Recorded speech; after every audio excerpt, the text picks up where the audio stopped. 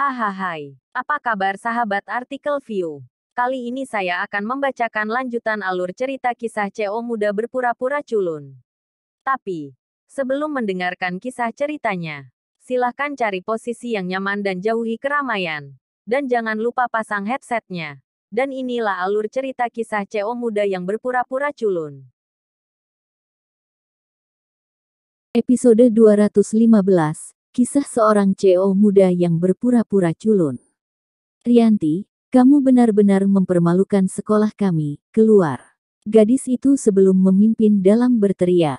Beberapa gadis lain juga bergabung dan memarahi Rianti karena tidak tahu malu. Situasi ini dengan cepat menyebabkan siswa lain.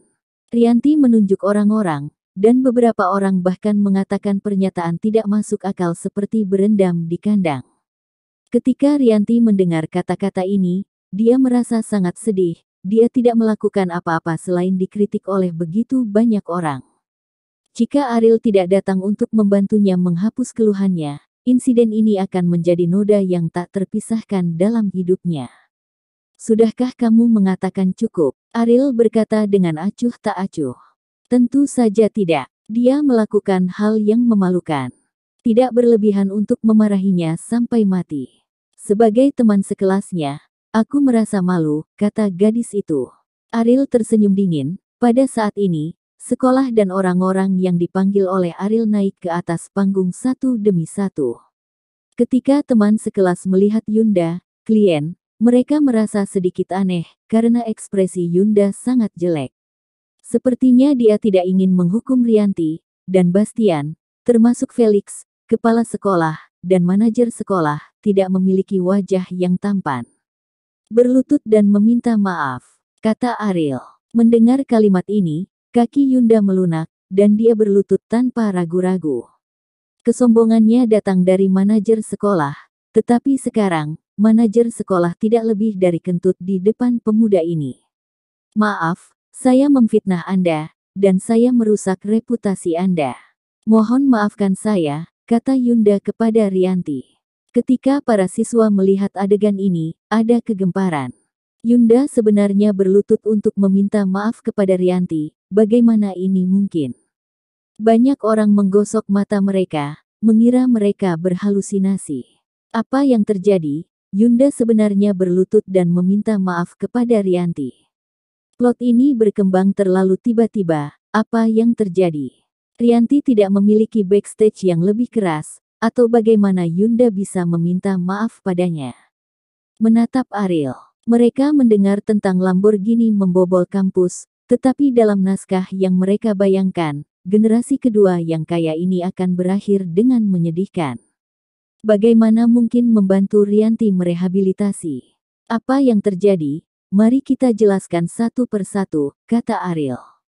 Yunda menganggukkan kepalanya seperti ayam yang mematuk nasi, dan memberitahu Rianti sebagai gurunya dan pikirannya tentang memperkosa Rianti, yang menyebabkan kegemparan lagi.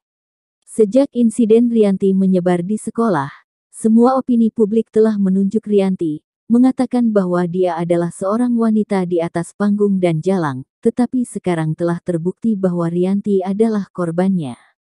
Setelah mengembalikan kebenaran masalah ini, kepala sekolah muncul kembali dan mengatakan bahwa dia lalai dalam memverifikasi masalah ini untuk bertanggung jawab penuh, dan mulai sekarang, pengunduran diri dari jabatan kepala sekolah adalah hasil yang tidak bisa dipercaya banyak orang. Kepala sekolah juga terseret ke dalam air oleh insiden ini. Pada saat ini, tidak peduli seberapa lamban orang, mereka juga memperhatikan arti yang berbeda. Permintaan maaf Yunda hanya dapat menunjukkan bahwa kertas tidak dapat menahan api, dan fakta tidak dapat disembunyikan, tetapi kepala sekolah bertanggung jawab atas konsekuensi serius seperti itu, tetapi bukan hanya kertas itu tidak dapat menahan api. Banyak orang mulai menebak identitas Ariel, dan saat ini mereka juga mengerti alasan mengapa Bastian, Gerald, Felix dan keempatnya muncul. Saya khawatir pemuda ini menelepon. Wajah gadis itu pucat sebelumnya, dia menduga bahwa penampilan Bastian, Carlos, Gerald dan Felix adalah untuk berurusan dengan Ariel, tetapi sekarang tampaknya ini jelas bukan masalahnya, dan dia bukan generasi kedua yang kaya sederhana. Keluarganya juga sangat kaya. Kalau tidak mungkin menyuap teman sekamar untuk mendapatkan video ganti pakaian. Sekarang bahkan Yunda, Geralt, Felix dan yang lainnya harus mendukungnya. Dia tidak bisa membayangkan jika dia ingin mengejar ini, jika terjadi sesuatu, apa akibatnya. Setelah menarik diri dari keramaian, dia diam-diam memanggil keluarganya, "Ayah, aku mungkin telah menyebabkan kecelakaan.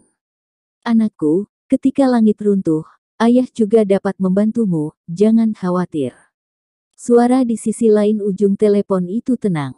Dia tidak peduli dengan kecelakaan putrinya. Tapi masalah ini sangat merepotkan. Orang-orang yang saya provokasi mungkin adalah tokoh besar seperti Bastian, Geralt, Felix di latar belakang. Apa? Siapa yang kamu bicarakan? Ujung telepon yang lain langsung heboh berdiri. Bastian, Carlos, Geralt, Felix. Yunda, apa yang telah kamu lakukan? Sampai Bastian, Carlos, Felix, menyinggung siapapun bukanlah sesuatu yang dapat dilakukan oleh keluarga, dan sekarang dia telah memprovokasi 4 orang sekaligus, yang akan membuat keluarga kita mati. Ayah, maafkan aku. Aku tidak mau, dan aku tidak tahu dia akan begitu kuat. Dan menangis. Di panggung pengibaran bendera, ketika semuanya dikatakan, kebenaran terungkap. Selama waktu ini, desas-desus dan rumor Rianti tidak merugikan diri sendiri. Para siswa marah dan sangat tidak puas dengan sikap kepala sekolah terhadap masalah ini. Untungnya, dia mengundurkan diri, dan dia mampu menenangkan amarahnya, ditambah Felix, Carlos dan 2 orang muncul untuk berbicara. Ke depan, kami akan memperkuat pengelolaan aspek ini, yang akan menenangkan semuanya. Rianti memandang Ariel dengan malu dan menangis. Dia tidak tahu bagaimana dia bisa berterima kasih kepada Ariel. Dia sangat sibuk, tidak peduli apa yang dia lakukan. Aku takut aku tidak akan bisa menjawab. Saudara Ariel, terima kasih, kata Rianti. Ariel menepuk bahu Rianti dan berkata, ini hanya masalah kecil, jangan ambil hati, Bibi Inem telah bekerja keras untuk membesarkanmu. Kamu akan baik-baik saja di masa depan. Untuk berbakti padanya. Rianti terus menganggukkan kepalanya, menangis terseduh-seduh. Setelah Ariel berjalan keluar dari panggung pengibaran bendera, dia mengeluarkan teleponnya menghubungi Rosa. Terima kasih atas bantuanmu, aku berhutang budi padamu, kata Ariel. Saya sangat senang kamu dapat meminta bantuan saya, tetapi saya telah menuliskan bantuan ini kamu berhutang padaku. Rosa berkata bahwa Ariel tidak bisa menggunakan kekuatan di Tangerang. Lagi pula, dia belum pernah menginjakkan kaki di sana. Tetapi energi keluarga Wibowo berbeda. Berapa banyak orang yang tahu? Tanya Ariel. Jangan khawatir, tidak ada yang tahu bahwa masalah ini terkait dengan keluarga Wibowo.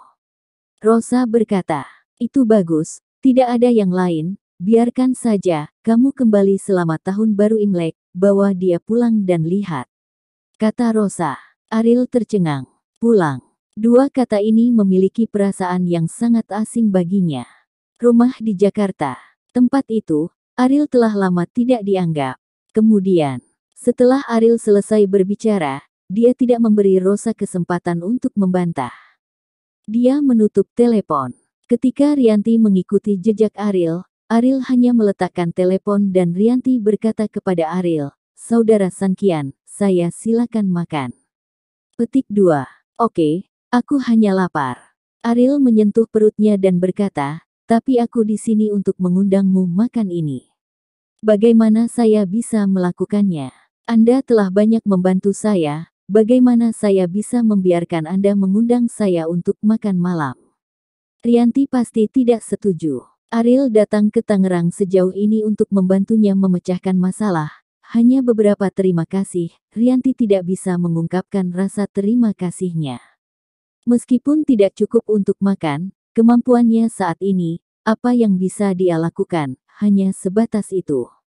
Ketika kamu sedang berlibur, kembalilah ke Bandung dan undang aku untuk makan. Pada saat itu, aku akan memberimu tatapan tajam. Jika tidak, kamu tidak dapat mengundangku untuk makan di warung pinggir jalan seperti orang kaya sepertiku. Ariel berpura-pura shock. Dengan kemampuan finansial Rianti saat ini, dia benar-benar tidak bisa mengundang Ariel untuk makan besar, jadi dia mengatakan ini. Dia tidak keberatan. Ada banyak makanan di luar sekolah, dan ada tempat konsumsi kelas atas dan kelas bawah. Lagi pula, ada beberapa orang kaya di kalangan mahasiswa saat ini. Tidak lama setelah duduk di restoran, seorang gadis berjalan ke arah mereka berdua meminta maaf. Ayu, mengapa kamu mengkhianatiku? Rianti menjadi gelisah ketika dia melihatnya. Ayu ini adalah teman sekamarnya. Selama waktu video berganti pakaian, hanya Ayu yang bersamanya di asrama. Rianti, maafkan aku, mereka yang memaksaku. Jika aku tidak melakukan ini, dia tidak akan membiarkanku pergi. Kamu tahu keluarganya kaya, jadi beraninya aku menyinggung perasaannya. Ayu mengambil video, meskipun dia mengambil sejumlah uang, tetapi hati nuraninya juga tersiksa, dan hari ini Rianti menyesal, dan kinerja Ariel yang kuat membuat Ayu harus meminta maaf kepada Rianti. Bersambung.